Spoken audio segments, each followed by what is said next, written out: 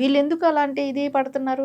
ప్రజలకు ఇబ్బంది కలిగించిన వాళ్ళు, టీడీపీ కార్యకర్తలకు ఇబ్బందులు కలిగించిన వాళ్ళు దీని గురించి మాట్లాడారు. మీరు ఇంకా గొంతు నడి రోడ్డు మీద చాలామంది టీడీపీ కార్యకర్తలందరినీ కూడా గొంతు కోసి చంపినా కూడా వాళ్ళని కూడా అరెస్ట్ చేయకూడదా? సో ఎక్కడైనా వాళ్ళని అరెస్ట్ చేశారా అప్పుడు?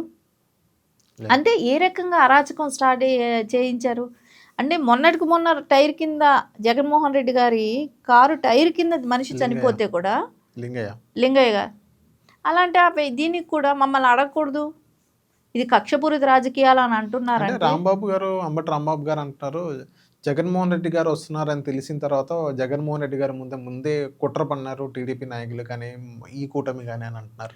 అంటే చచ్చిపోమని చెప్పి ఎవరన్నా తోసారా? అంటే మీరు ముందే అంటే ఆయన చచ్చిపోదామని వచ్చాడా? టీడీపీ వాళ్ళు ముందే ప్లాన్ చేసుకుని ఉంచారు ఒక మనిషిని టైర్ కింద పెట్టడానికి అన్నట్టుగానే ఆయన చెప్పడం జరిగింది. సిగ్గుండాలండి ఇలాంటి మాటలు మాట్లాడటానికి. మనుషులకి వ్యవస్థలో ఎలాంటి మాటలు మాట్లాడుతున్నారు వీళ్ళ ప్రజానాయకులు? ఇలాంటి మాటలు మాట్లాడతారు అంటే ఒక ప్రాణాన్ని తృణప్రాణంగా వాళ్ళు ఏ విధంగా మాట్లాడుతున్నారు? ప్రాణానికి విలువ లేకుండా చేస్తున్నారు. సో ఆ వ్యక్తి చనిపోతే ఆ కుటుంబానికి ఎంత బాధ ఉంటుంది?